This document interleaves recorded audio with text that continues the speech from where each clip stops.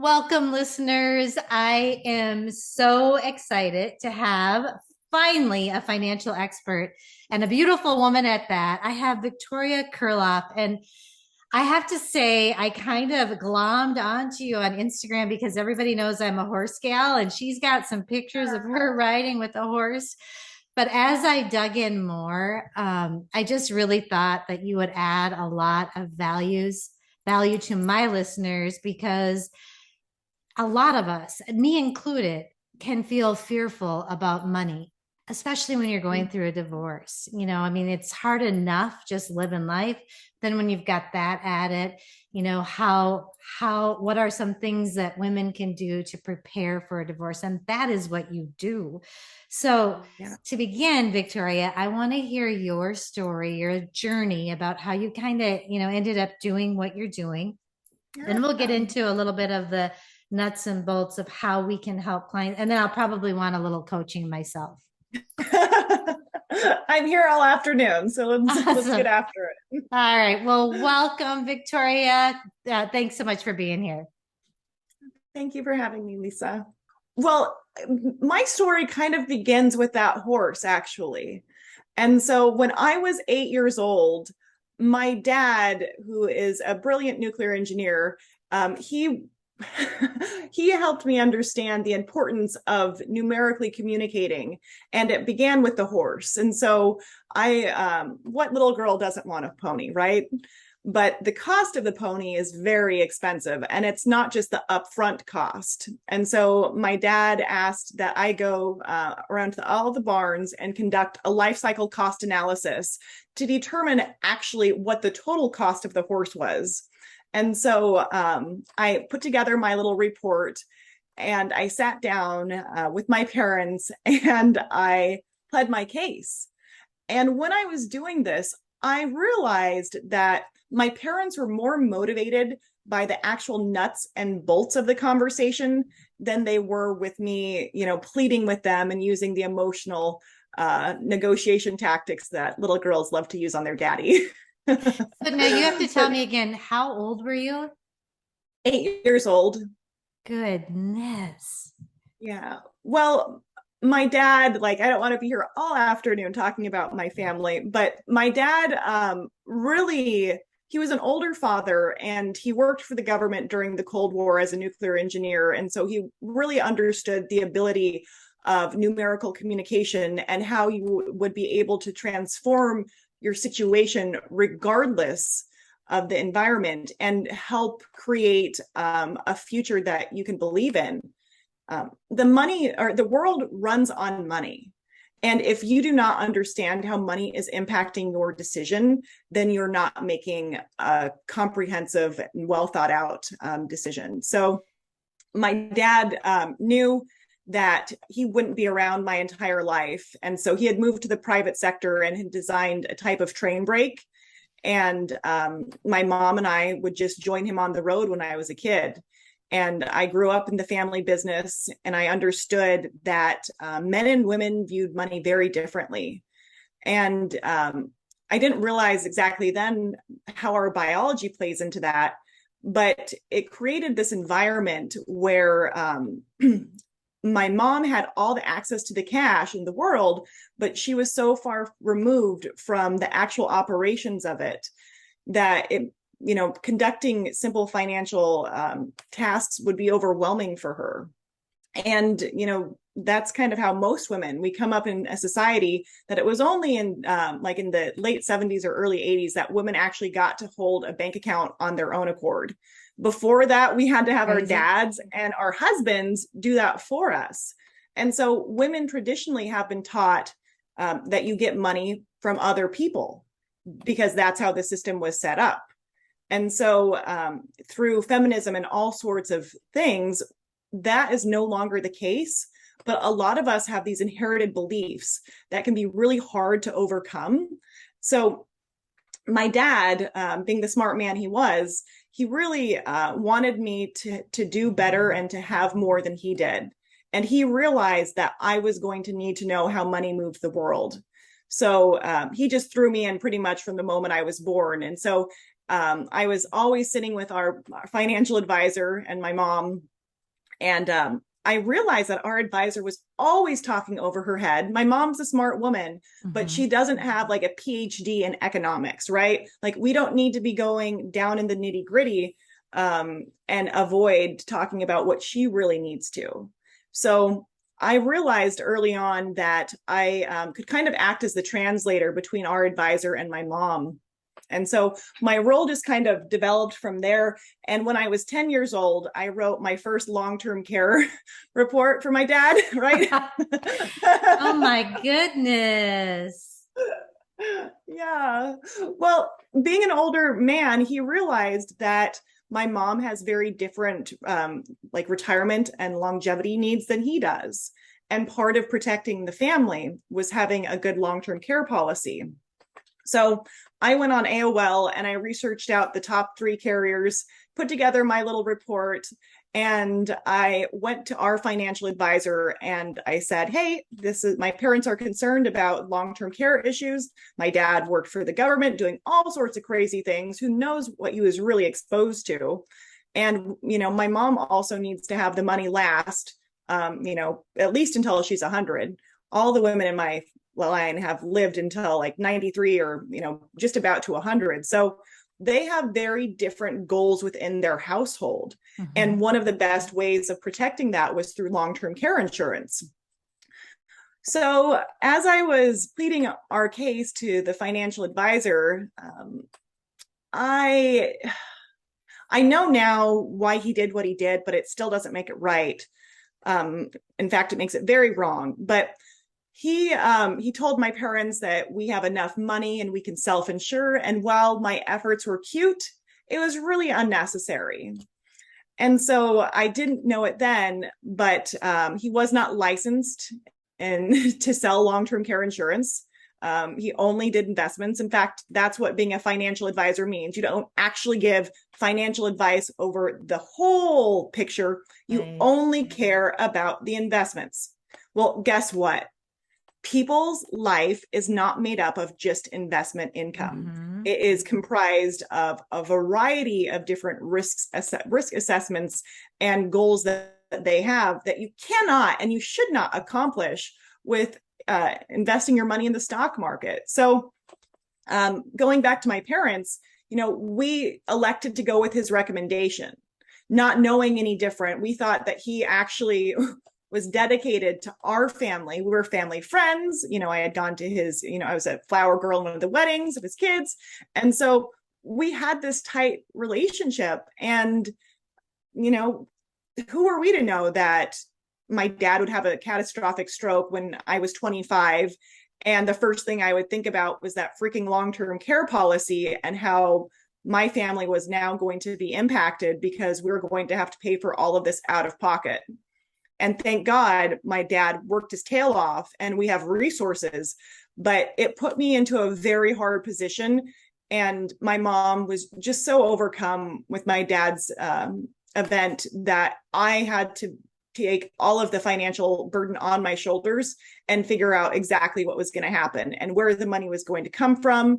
And, figure out his checkbook and how it was going to be stretched over this event. So I had to grow. I'm sorry to interrupt. As you're talking, I'm so into this and I have questions that are popping up.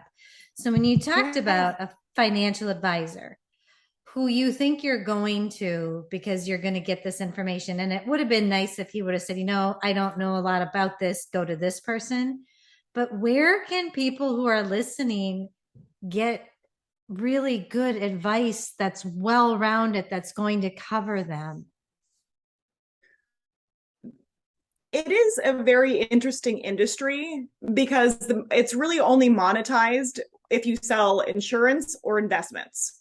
And so those are the two financial resources most people have in their lives.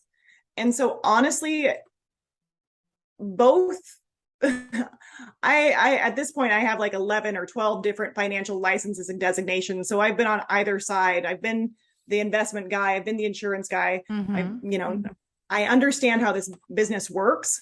And so you do find that there are some good players, but the majority of it comes down to like financial coaches and people like myself that are trying to help people understand the importance of non-investment financial planning.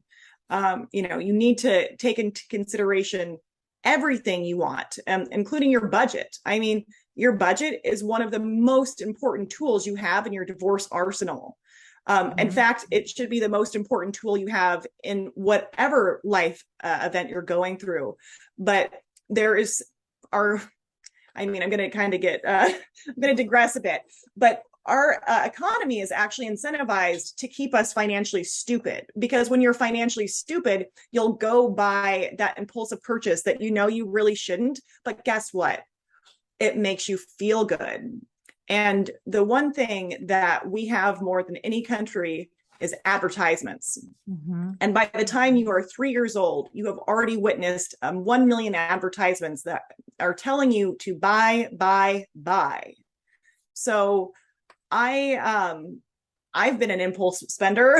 I've spent way more in my 20s than I ever would ever imagine. And I am so with you. I told you I was I was doing a thought download before we got on the phone about money. And I mean, I was writing out, even like we are probably 5 to 10 years away from retirement, my husband and I. Mm-hmm. And I still feel like I'm playing catch up every month. Like I still feel like I'm paying for something that I bought, and I'm so tired of that. I'm so done with it. But I think, Victoria, that you must have had some interest in this as a child, because I didn't. And I want to hear too, you said something about the biology being different in a woman. Oh, I got to hear about that, because this is so funny. When I was just like, yeah, I can't wait to hear this. No, I know. I love it. I love the passion. But when I was 12 years old, my dad put me and my brother on a budget. Or he said, here's your allowance. And it was a big amount, but we had to pay for everything.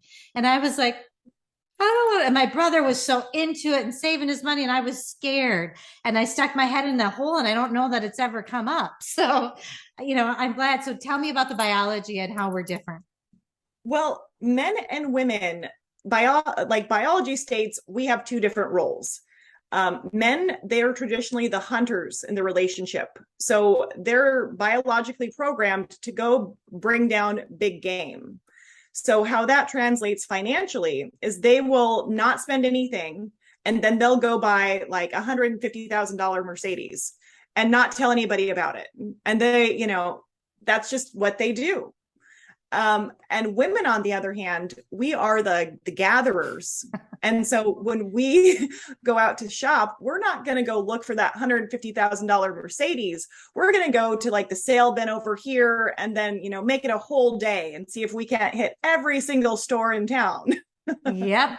And save the money, and, buy everything's on sale. And that is so interesting to me. And I see it in my own relationship. Yeah. Well, and it's fascinating because women, like traditionally, we are not really taught to advocate for ourselves. We're taught to be good little girls and to sit there and shut up and to smile, right? Mm-hmm. And so I see that as a major problem, because money inherently, there's a little conflict in it because everybody wants it. And so if you do not understand how to even negotiate at how to really stand up for yourself, it can make negotiating over small things very difficult. So how many times have we gone to the checkout counter and the wrong price rung up? And how many of us actually had the gumption to say, excuse me, I think this is incorrect. And even though it's like $2 or $3, maybe it's more, it can be very problematic because we have to verbalize our needs, and that in a society that's shoving them down, man, that can be traumatic in itself. Right. Well, and I can't wait to hear from you, for any woman who's going through this, but when you're going through a divorce, my idea is the first step is to kind of collect the data. like get Hmm. most people don't have a budget. I kind of have a budget. Like I kind of know what's going, but I'm not good about it. Like I want to know better. And I feel like it's hard work. You know what I mean? It's going to take a while. And so for my clients, it's hard for them to go through. And I give them a big long sheet, you know, to make sure they're including everything. But I feel like the knowledge, by just having the knowledge, even if you go, holy cats, we're spending way more than we earn. Well, yeah, that stinks, but at least you know, correct? Well, and okay, so absolutely. And so I'm going to like back up even further and talk about how money is an imaginary object.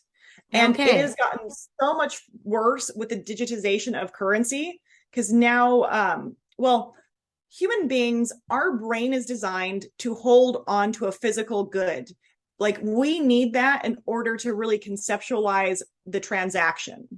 And so when you're handing somebody over $100 bill, that man, you feel that. Mm-hmm. But when you just take your phone and you tap it, it's been gamified. So Yeah. you get disconnected from the hard work that goes in to actually earning that $100 bill. And really, you have to earn $150 because you're going to pay taxes.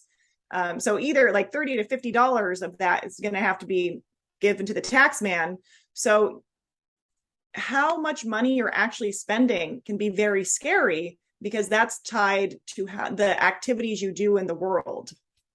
So you kind of have to break apart the conditioning because it's like we are economically incentivized to go out and spend money we do not have. I mean, Mm-hmm. other countries don't really have a credit system. They don't, bank on credit reports as much as we do. And that's because their citizens are not as marketed to as heavily. And so they understand the value of saving up before you actually purchase something. So unfortunately, as American women and individuals in general, it can be very challenging to overcome all of these obstacles. Oh. Because if you keep us uninformed, we make bad decisions. So And what this, can you, yeah, what can you do? Like I'm thinking of, I mean, this is true for myself, but my daughters, my young daughters, how do you, I mean, I guess just being aware every time you spend instead of making it a game, but what do we do about that? so I actually teach something called mindful spending. And so money is the best thing in the world because it is true power. I mean, if you are faced with a situation where you don't know what to do, but you have some money, you can kind of figure out your next steps. But if you're faced with you don't know what to do and you have no money, well, you're going to be at ground zero for a very long time. There is no alternative route until you get the funds to then support your idea to take the Mm-hmm. next step. So by practicing mindful spending, it's just a few questions that you ask yourself to really cultivate that consciousness as you go about your financial transactions in the day. So the first thing that you should ask yourself is, how am I feeling right now? Am I emotionally agitated? And then you can go even deeper and ask, why am I emotionally agitated? And who does it economically benefit? You see this all the time with the beauty industry, right? Here are, the before and after pictures. And the before pictures, it's like nobody looks that bad unless you're trying. Well, But it sometimes in the morning, maybe. true, but we all have a beautiful glow. And when you tell us that we're not beautiful unless we use this product, you're trying to evoke our fear of insecurity. So, understanding why your emotions are being activated can really help you understand if it's an idea that you hold or if it's something that someone else implanted into your mind. Gosh, and it's kind of going hand in hand with eating. I mean, I feel like, you know what I Oh mean? yeah. That mindset of being mindful of your eating and it's the same idea in my head. So, okay. Then Mm-hmm. what's the second step? So, yeah, first I'm going to ask, how am I feeling? How am I feeling? Then does this purchase benefit me? Is it a need or is it a want? because how you purchase a need is very different than how you purchase a want. And then you can even break that further down.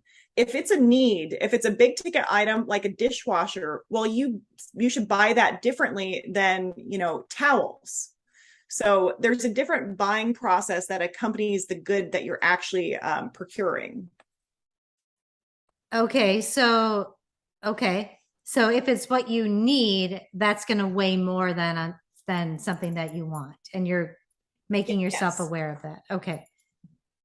So if you think of Maslow's hierarchy of needs, um, a need is very like, so is it going to impact, your house, your food? Like you kind of have to like break it down and think of very basic terms Right. and see, so if you're hungry and you are, driving by McDonald's, well, that like feels really good to go buy some really hot French fries and eat that peanut oil. It tastes great. But if you're trying to be healthy, you need to like regulate back and ask yourself, is this a want or a need? If I'm actually hungry, that's a need. But if I want something that tastes good, Right. that's a want. So if you can understand what your body is actually responding to, you could then say, hey, let's go to Crispin Greens and I'll get a salad with a bunch of dressing. Maybe won't be as healthy as it could have been, but it won't be as bad as it would have be with the fries. Right. Okay, so we've got the step one, how am I feeling? Step two, is this a need or a want for mindful spending? What's the third Mm-hmm. question? Third, what happens if I don't buy it today? Can I live without it? I like it. Yeah. And then the fourth thing that you should ask yourself, does this purchase reflect my core values? So I work with all of my clients to pull out about 4 or 5 different keywords that they can keep at the ready. So when they go through the checkout line and they are faced with a purchase, they can, stay true to their goals. And so, for example, I love Amazon, but Amazon necessarily isn't the most ethical player. And so while I like the convenience, is this really fulfilling my goal of creating a more equitable world?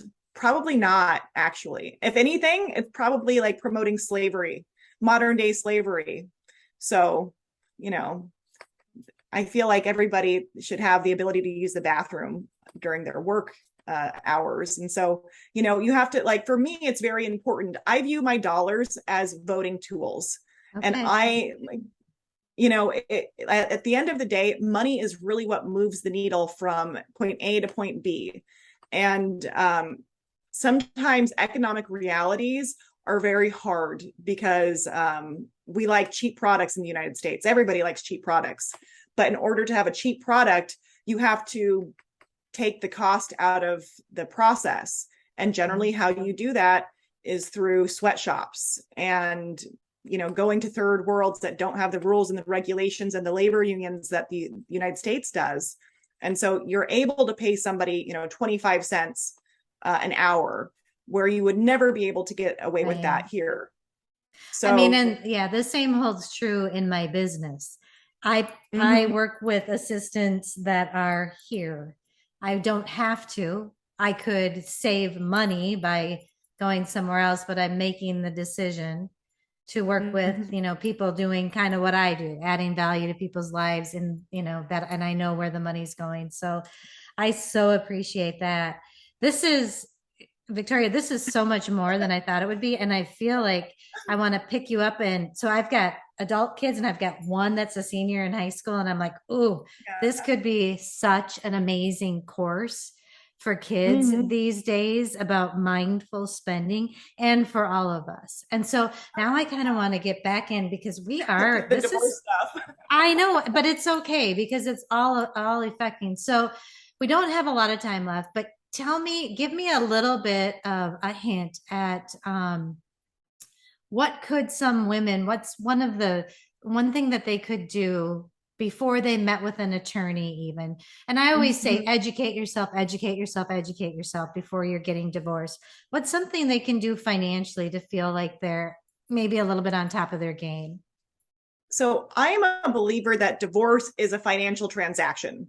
Divorce actually has like four separate equations, so to speak, before you get to the end. So the first is the emotional, the second is the social, the third is the financial, and the fourth is the legal. Really, the financial and the emotional, those are two of the heaviest hitting equations that you really need to focus on. So the financial portion of the divorce has the ability to evoke so much negative emotion for everybody that it can cause legal issues, it can cause emotional issues, it can cause social issues. So the more you actually understand your real facts, you're going to save yourself so much time, effort, and energy as you navigate the divorce process. And Yeah. so attorneys are great for navigating the legal system, but they do not have a personal finance education. And so oftentimes, like working with a certified divorce financial analyst like myself, you're able to take both the best of both worlds, the financial and the legal, and work together to actually come to an agreement sooner and with less resistance. Okay. So one of the best things you can do is to gather all of your documents and to really start figuring out what your budget is. Okay. That and that makes me feel good because that is where I have people start, is Mm-hmm. with their budgets. What about the emotional? You talk about that. I do work with clients on that a little bit, but can you tell me what you do for that piece? Yeah, so it's really interesting because, as I've been talking about, money is this imaginary object, and we Mhm. project onto it all of our hopes and dreams, but also all of our negative emotions. And those have a tendency to rear up in the divorce process. Mhm. Generally, a couple that is getting divorced, they probably didn't have the best communication skills, and then when you add the financial stress to that, it can be very challenging because you have all of those different prisms that you're having to overcome before you can even talk about the money. And so, oftentimes, people will have, well, there's a few things I want to talk about, but a lot of people have internal family financial narratives where they'll say, oh, we can't afford this, and generally that person's making $750,000 a year driving a sports car, but their partner is now having to shop at TJ Maxx because there's not enough money, Mhm. but we know it's false. So a lot of those internal financial dialogues within the family, those have to be broke down because they're not, a lot of them are not true. They're control mechanisms. Mhm. Money is power, and power is control. And so when you are dealing with someone that you're trying to get your control back, you need to understand how they are using finances to their advantage. So, working with somebody like myself, you kind of are able to come to a neutral position, understand the misconceptions of your financial background, and then update those in real time. So, if you are making a request for child support, you know that the other person has the dollars. They might say that they don't, and they're going to have to, work all this extra time, but you've done the hard work. Generally, most people don't want to punish the other person Mhm. in the divorce process. And so it makes it so much easier to make a request for spousal support or child support when you know that both parties have the surplus funds, or the other person has the surplus funds to give that to you. And Right. then that person, they actually love seeing the budget because they know it's not going to go to hair and nails, Right. um, but it's actually going to go to the child. And so the budget actually helps you overcome a lot of those little silly, snipey conversations that you have while Mhm. you're married. And so we know the kids cost $2,500 a month.